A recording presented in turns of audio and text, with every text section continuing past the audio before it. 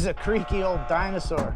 This old girl should have been retired 10 years ago. Gendering armored trucks. Yeah, well, they should have retired me 10 years ago. Huh? Are you advocating for your own forced retirement? Or something more disturbing like Boxer from Animal Farm? You ever thought about buying a coffee maker? Coffee maker? You know, one that's got that milk froster thing. Movie thinks that I give two shits about this coffee discussion just because it's being done in one shot. Shot two f***ing guards, Elvis. He shot two f***ing guards. Number one, are we good? In this scene, the only person in this discount heat crew that has a code name is Elvis. We hear someone being called number one, and we hear people playing the pronoun game. My point is, pick a theme and go with it, and stop mixing code names with no names. Also, if the camera is a storyteller, it's a cowardly asshole in this scene. It sits in the back of an armored truck telling its friends about how two security guards bantered about coffee. Then it tells you that the truck got robbed, and its friends are like, so were you able to go outside and get some footage of what was going on? And the camera replies, yes, but I didn't. And the friends ask, oh, were you in danger? And the camera replies, not even a little bit. And that's how the camera got disinvited to the 37th annual Beer and Chili Mixer in Shreveport. Opening credits feel like Albert R. Broccoli's The White Lotus. If we wanted chapters, we'd read a book, because they really do make it feel like a conquerable task. But this is not a book. It's a 2-hour movie, and my attention span will get me there without you adding more titles to its different parts. We got 12 trucks, 2 or 3 guards in each. A driver, a messenger, and a guard, each moving up to 15 mil a day. Wow, who knew that when you applied for a job at an armored truck company, you'd get this much exposition all at once? Divorced. No one else? No. Good. Stay focused. I like it. What the f***? It's not like he said he gave up drinking. Man's family life falls apart and you say good? And that's why we've upped our game. 60 hours of firearms training. So would 60 hours of firearm training have helped in the robbery we saw a few minutes ago? Seems like being more aware of legitimate construction in the area might be the best place to start. Anyway, as we soon see, this company hasn't upped their game whatsoever. That might be the point, but it's a pretty useless point. Are you Patrick Hill? This is the last time we will hear this name because a man that goes by Bullet will decide that everyone will now call the new guy H. I'm gonna call you H, if that's okay. Because Fortico is the Men in Black or some 70%. Just slipped in. I know he was supposed to hit a 70% pass mark, but how the did they determine that? We got to see Statham running a treadmill, lifting weights, shooting poorly, and doing some sort of driving course, but we didn't hear any of the objectives. Anyway, I was super worried Statham wasn't going to pass the test, so glad he did. Thank God. You won't be joining a Formula One team anytime soon, but you'll do for this job. People telling you that you can or can't do something that you were not trying to do or not do. How many we got coming? In that case, I'll get 3 pounds of ribs and a bucket of wings for the kids. Bullet delivers this like he's gearing up for quite the party, but as far as ribs go, that is not very much food. That's like 3 or 4 adults, tops. He looks like he could handle it. Yeah, small hands. Makes me very popular, and you look good. Oh, we got all the balls in the world right here, man. We got emasculating jokes, gay jokes, small dick jokes. There's no doubt people still talk like this all the time. I just thought we'd have better, more creative insults in movies by now. Or maybe better ways of hazing the new guy than this. Like the bomb. Or like Jesus H. Well, if you can mushroom cloud or walk on water, what you worried about machine guns for? First off, asshole, I'm pretty sure you know by now that he didn't pick his nickname. Second off, how the would walking on water stop machine gun bullets? Jesus couldn't even withstand nails, much less machine gun fire. You're a cynical old dog, Soup. But I still got plenty of Are lines that were written for this movie. This guy is sucking on his fingers because it's probably another gay joke. We're not blurring it because it's graphic. We're blurring it because it's dumb. Who's your pal?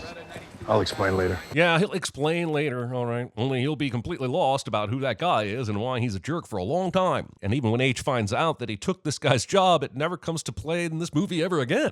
You'll love who your new partner is.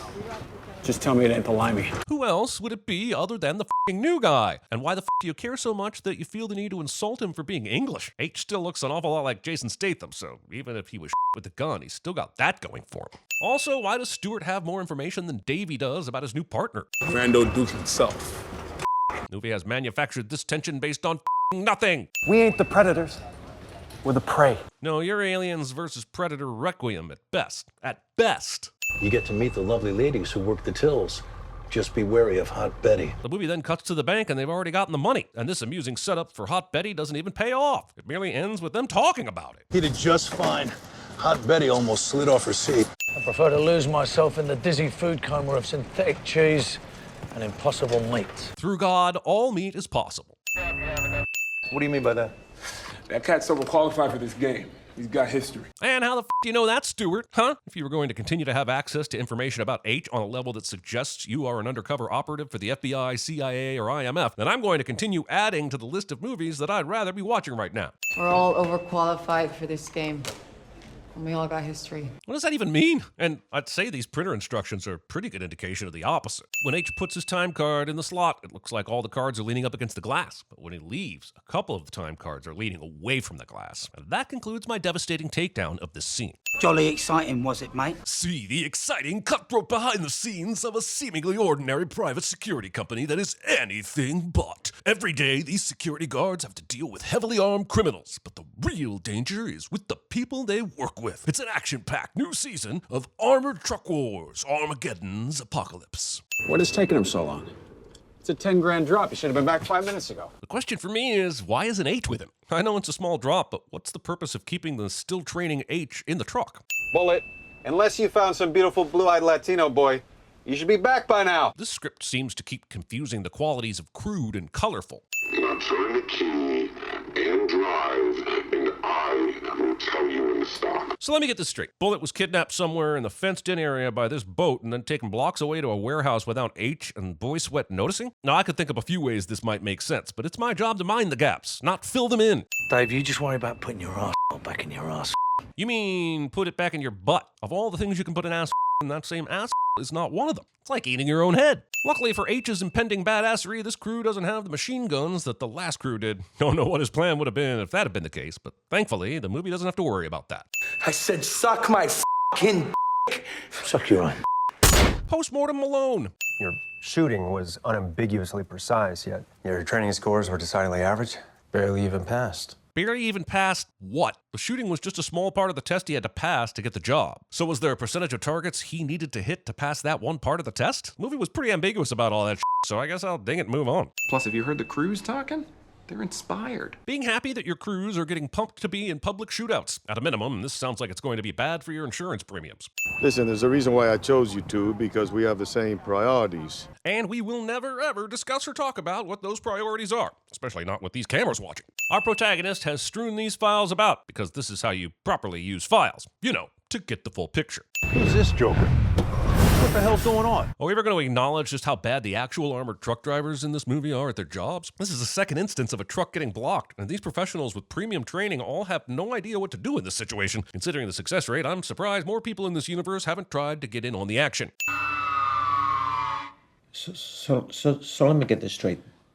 They just walked away. Movie will, in a matter of seconds, show the robbers actually doing that. So why cut into the tension by cutting straight to the office manager? I know part of this is to build H's legend, but they already did this with the Andy Garcia character a minute ago. Put that on.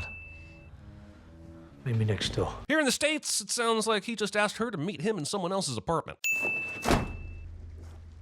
You got 10 seconds to explain this. So Dana's got some stolen money, and H asks her about it, since he thinks she might have something to do with the first scene of the movie. Earlier, he received pictures of Dana's family, along with Fortico's personnel files and an autopsy report. Then the movie advanced 3 months, where H thwarted yet another robbery with his face. After that, Dana wears her cleavage dress on the way out of the office so that he'll go get a drink with her and have sex. Because of this, H finds a box of money Dana stole and questions her about it. So how the f*** did he know to get pictures of Dana's family 3 months ago if he's just now finding out about this? On the table's a picture of your parents. Had it taken last week. This would seem to indicate H has been taking pictures of everyone's loved ones, right? Why did the woman who gave him the files earlier indicate just Dana's pictures if that was the case? No crops or resources were burned in the filming of this chapter. So that's 5 months before, after 3 months later, meaning we are now roughly 2 months before H's first day at work. So yeah, I can handle some math, but why the f is the movie making me do it right now? Brendan was on it, but he got it knocked off his bike by a drunk driver. Make sure the boss knows it's not my fault. It's a drunk driver. Was this clip of the bike accident supposed to legitimize this claim? Because it's honestly raising more suspicions, and I will now spend the next 20 minutes thinking Mike is trying to set up H. It's absolutely not true. The movie just has very little concern for us to understand what is going on.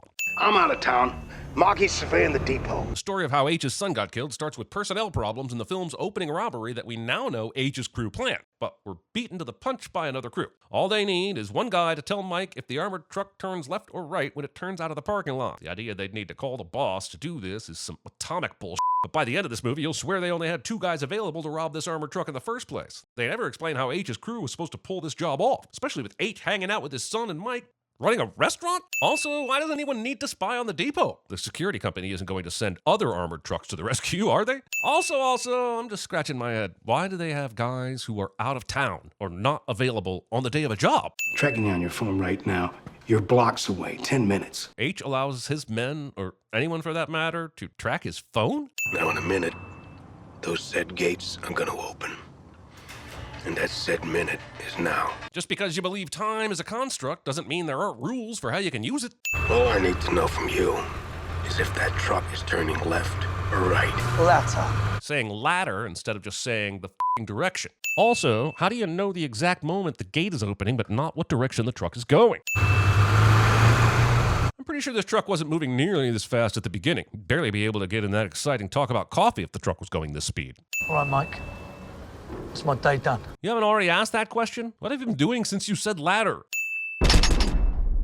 Okay, thanks to this half-assed class on nonlinear storytelling, we're now finding out that H's son was killed by the group robbing the cash truck, and that is the reason he's trying to go full-ass death sentence on everyone. I guess I feel better now. Or wait, I don't, because it's been so damn obvious that H has some kind of vendetta the entire time, and nothing has been gained or added by shuffling the deck like this. These shots doing their best to miss all the vital organs and hit all four corners of this jacket. Despite being super thorough with Dougie's execution, these guys decide that watching H maybe die from a distance would be more fun. Huh? Does that say 3 weeks later? As in, that's when my vision comes back after reading this title card? 6 bullets removed. They only shot him 4 times. 3 operations.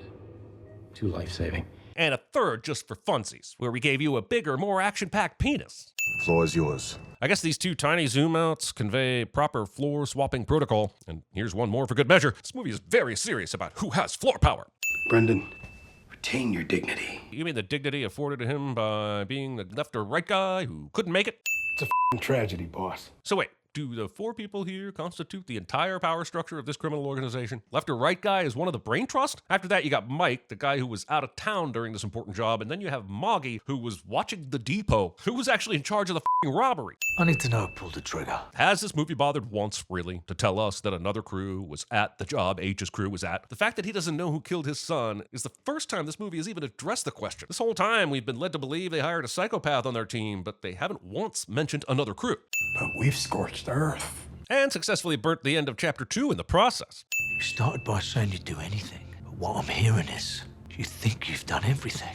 Understood. Well, I don't understand. All they do is slap on Folsom Prison Blues by Johnny Cash and try some more kidnapping and torture, as if it was the soundtrack preventing them from making progress before. You know who the f*** I am? Yeah, I know exactly who you are, and that's why you're here. So I can see it's gonna be a long night. Let's get started. This was actually funny and feels like a glimpse of what this movie could have been. I know this really shouldn't be something that dings the movie, but I just can't seem to put the sin counter in reverse. I guess Mike's long walk and this unbroken shot is supposed to tell us the lengths H was willing to go to find out who killed his son, but all I'm seeing is a waste of time. We already know he's a man on a mission, his motivation for it, and several places where he's crossed the line already. Why is this man on a revenge mission calmly standing aside while his main henchmen do all the dirty work? I thought this was personal, not the equivalent of telling your employees to clean the windows. Sure, H just starts killing fools after being told these aren't the guys he's looking for, but he doesn't seem to be doing anything to get answers. Granted, I prefer this to half-assed direction, but goddamn, this is like half-assed over-direction. Quick aside, does half-assed over-direction make it just direction? Discuss. Anyway, this little camera move so the guy can open the door only to pull back in for the 2-shot. What the f*** is that? Patrick. Patrick. I'm a Britannic. Because as we all know, not a single person outside of Ireland was ever named Patrick. The movie will now retrace H's steps from earlier in the movie, so we know that he was not only investigating his son's murder, but also doing magic tricks. Also, why the f*** does Sticky John have his time card in his shirt pocket right now anyway? The movie has shown us a couple of times that people just leave the cards near the time clock. Besides, why does he even need it to run a background check on this f***o anyway? This has got to be the shittiest email software I have ever seen. And I guess you can just write Kirsty without an email address. The Afghanis treated us better than our own. I wish I was back in the unit. Boredom's more dangerous than bullets. These lines sound like 3 things the writers heard someone say one time, but instead of making it dialogue, they settled on stringing the sentences together with very little context. Also, I doubt anyone has literally died of boredom. It was touch and go there for a while when Dr. Zhivago came out, but people pulled through. It's pretty obvious these guys are your villains. Including Mary Berry's baking Bible seems a bit overkill. Also, the inclusion of Joe Wicks won't get this any closer to a John Wick. And stand up when the boss is talking. This band of brothers should only need a bad boy if they are going full-on boy band, and I've seen very little choreography to support that. This arena security office looks a lot like a concession stand. And just in case the Crypto.com arena does have actual security offices that look like this, I just want to say your security office looks like a concession stand. They're bringing the birthday cake out, but I see a giant plate of chicken wings that have apparently gone untouched. How have these wings not been demolished? Also, do they just have beer sitting out on the table and not on ice or refrigerated? The kind of birthday party is this? Somehow choosing to hold this cake up while he blows the candles out doesn't end in disaster. Okay, fuckers, these refrigerator magnets are fucking loco. Granted, I can't see all of them because dude is standing in front of the door, but how is there only one S, one T visible on this fridge? Do you know your Wheel of Fortune? Because you ain't guessing the before and after clue without a shit ton of those letters. And yeah, later we see the rest of the fridge and I see one more T, but that's fucking it. These fridge magnets apparently don't want you to spell shit. Literally. This time there's going to be at least 6 mil inside. Discussing your armed robberies in the kitchen of your house at a birthday party. Well, it's a lot more profitable than killing Arabs. It makes my blood flow. While I'm not sure Sam understands what profit is, I do know this movie is trying to kill any empathy we have for these guys. As if an ounce of nuance would capsize the runaway bus they're on. Yeah, feed them first. Bad animals, bad. Who the f wrote this and then was like, that's it! That's the perfect title for the chapter! I would have gone with Chad Reed. Horrible name. Also, did they not cut the cake and distribute it in the room where they did all the candle blowing? Did they bring it back into the kitchen before giving the kids cake? They are birthday partying incorrectly. We got a good inside man. He's one of us. Served under me back in the day. It's definitely the guy they call Bullet. The movie has shown him as the victim twice, and we're supposed to feel sorry for that guy, but that's the movie's way of saying Bullet is the inside man, and that nickname, which he jokingly said had nothing to do with his speed, probably came from his wartime buddies we've been watching for the last 7 minutes. Doing all the outdoor shit without sunglasses, then putting them on right before you get into a car. Gotta get these hinges greased, Mick. Thinking this line from the opening scene needed an encore. No, wait! Thinking any of the lines from the opening scene needed an encore. Now we see the robbery from the robber's perspective, but it doesn't further the story or reveal anything we didn't know already by this point. Letting the cash truck guys keep their weapons and not even considering some shit might go down. Real professional guys. Under the bridge downtown is where Jen drew some blood. As the camera goes into the sky after showing us all the details of the robbery, I now have some questions about the security footage we saw about 45 minutes ago. I'm assuming this is the camera that shot it. Anyway, H takes a look at the footage and it's difficult to make a positive ID on anyone because everyone is wearing masks and shit. The movie even lies to you by showing you this pixelated image of Clint Eastwood's kid who killed his son. The problem for me is there was definitely a time all these assholes were eating lunch in full view of this camera, unmasked, enjoying their Canada Dry, and movie would have you believe that nobody checked this footage before the robbery took place. Also, yes, this crew isn't experienced at robbing armored trucks, but they're definitely smart since Burn Notice is leading them. The very idea that they spaced on security cameras is totally f***ed, but I guess it worked out for them since the movie claims no one looked at the before footage. Also, if you're this company that puts a security camera on your gate and you're serious about keeping crime at bay, why do you have the camera pointed to the street and not down where the gate is? This camera somehow completely misses H's car and his son getting shot, but at least it has a clear view under the bridge and a partial view of the street. When are we again? You put us in a tight spot, Jan. You're lucky you still got a seat at this table. Dude was a loose cannon who's been an asshole this whole time, and he killed a kid. Yes, he is lucky, but why is he lucky? We do this right, we'll never have to work again. Neither will our kids. If we get it wrong? Well, if it goes wrong, our kids might have to work. Win-win, really. What do you think will happen if we get it wrong? We're not hitting a cash truck. We're hitting them all. Oh, so it'll be like Ocean's 11 without the charm or teaching Andy Garcia a lesson, or Smoking Aces, a movie that also stars Andy Garcia. How much? North of 150 million. Or he could just say 160 million, since that's the exact number he puts in the calculator in the next scene. That's 160 million. Divided 7 ways. What's hilarious is everyone knows that the total sum of money is going to be divided 7 ways, but Jackson doesn't even bother to explain what that number is because it doesn't divide evenly, and the movie is very quick to cut away from that bastard number before you think about it too much. I hope you're not planning anything, Dave. Well, it's Black Friday tomorrow, so You'll have to wait and see. Movie desperately continues to try and make Josh Hartnett as the villain happen. It's not going to happen. Head, shoulders, knees, and toes must have been taken. We got close to 180 million coming in here today. Broadcasting this number seems like the best way to not give anyone ideas about stealing this ludicrous amount of money. Oh wait, that might actually do the opposite. Good thing there's already a group of people on their way to rob the place. Otherwise, the writers would have to think through this company's policies a little more. Yep, the best place to park and move cash in and out of a casino is the fucking sidewalk. I tell them which trucks to hit, and they hit them. The 2 guards being killed was necessary. The boy was unfortunate. The addition of one line where H asks about that specific robbery would make this feel less like Bullet is unnecessarily volunteering information that is important to H, but that he did not ask for. Also pertaining to the security guards, the first guy was necessary, sure. He tried to play hero, but the second guy didn't need to die. For starters, there are no bullets in your gun. How do you do that? There's no point when Bullet is alone with H's gun, which he gets from the armorer, who gets killed later during the robbery, so he clearly wasn't in on it. And are we really to believe that H isn't the type of person to check his gun for all the pieces? The story is doing whatever it wants without concern for its own well-being. You want me to get you in? Then you can look the other way. The trade-off for withholding the obvious surprise that Bullet is the secret inside man is that now, instead of Jackson giving us the detailed heist plan that can be one of the most thrilling parts of a heist movie, it fumbles around, telling us details of the heist as they happen, interrupting the momentum of the story. And the so-called surprise can still happen. Just reveal it before this scene and ramp up the tension before H and Bullet go out to do their job. I'm beginning to think these surprises movies want to hold back are actually preventing many of them from being good to great at times. Look, I don't pretend to be an armored truck expert, and if this is possible in real life, so be it. But I have no idea why you would allow the people on the truck access to the panel that turns off the cameras. What could possibly be the reason why you would allow that? Gamma, I lost camera signal in your truck. What's happening there, over? It's nothing to worry about, Base. I'm fixing it as we speak. He's going to fix it? How? Is he an AV technician now? Also, do their precious protocols that they keep talking about but never enact not cover situations like this? We have 4 minutes to load. Because that is the exact amount of time required to fix these types of cameras would be an explanation. Not a good one, and it would be sinned as well, but it would be an explanation. We meet here at point A. Don't care, the movie already showed us that's what you were doing, and you can offer no insight into this part of the heist at this point. Then we divide. You, Brad, Carlos, and Jan are in the truck. Me and Sam follow in the Escalade. Base, this is Gamma reporting. Here's another thing. I think it's good they have cameras watching the driver or their partner, but why don't they have a camera or two in the back of the truck? Isn't that where the money is? A lot of shit has to be ignored for this heist to work. Bullet is hostage and shield. Bullet manages to act as if these guys were so stealthy that they snuck onto his truck without him noticing. And it works. Acting!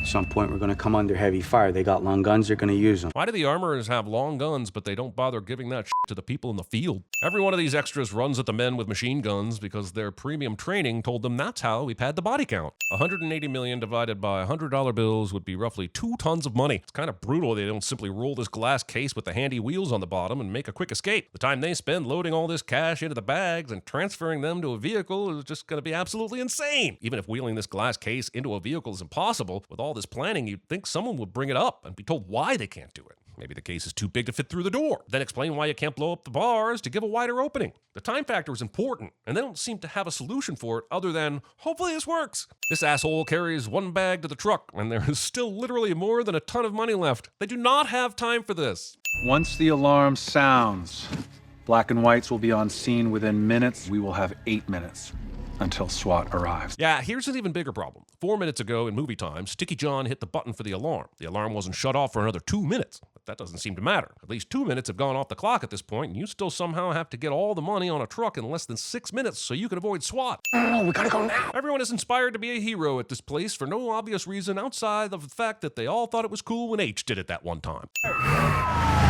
Worthless heist planning footage cut into the middle of the action continues to be fucking worthless. We're 6 minutes out. Oh, you. Considering everything that has happened since you announced you were 8 minutes out, there is no way you're only at 6 minutes. We're 4 minutes out. Oh, you. We got 2 minutes until SWAT is here. Oh, you. Bullet, what the I guess the only reason Josh Hartnett existed in this movie was to be a constant red herring. The movie made it seem like he might be the inside man, although that attempt by the movie failed spectacularly. And for the last 30 minutes, we've been led to believe he's supposed to do something important in this movie. Like, after he got shot the first time and was still alive, he thought maybe he does something super important later. After all, it is Josh Hartnett. And after multiple failed attempts to be a hero, he just dies like a chump. What's infuriating is that in pure movie time, there should be no way SWAT isn't here. It is now officially 12 minutes since the alarm was sounded. Movie's insistence on coming back to the heist planning, intercut with the action, and stopping the movie for explanations it doesn't need is worth at least 20 cents. Being south of 405, we have visual. This is not the 405.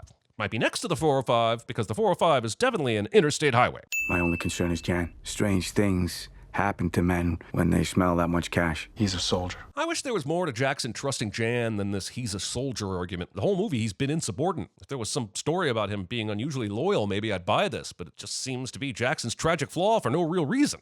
From here, we load the Can-Am quads, ride 3 more clicks to the silver Prius, load the cash undercover. Excuse me, did you say you were going to load $160 million onto a silver Prius? Also, does this look like a silver Prius? Is the light playing tricks on me? And whoever's left takes the construction pickup. Hurting the pickup's feelings by not using its make and model. In summary, the liver, the lungs, the spleen, the heart. Roll chapter credits on The Lion, the Witch, and the Wardrobe sequel no one wanted. I want your liver. I guess it doesn't matter, but is that where the liver is? It's not, right? Anyway, every organ H claims to be shooting seems to be obscured by this bathrobe. After tons of graphic violence, the movie now has H's primary villain in his sights and lets him off relatively bloodless.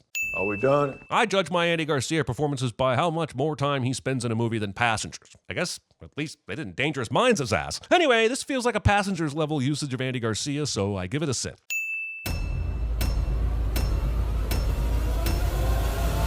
Become vengeance, dude. Become wrath.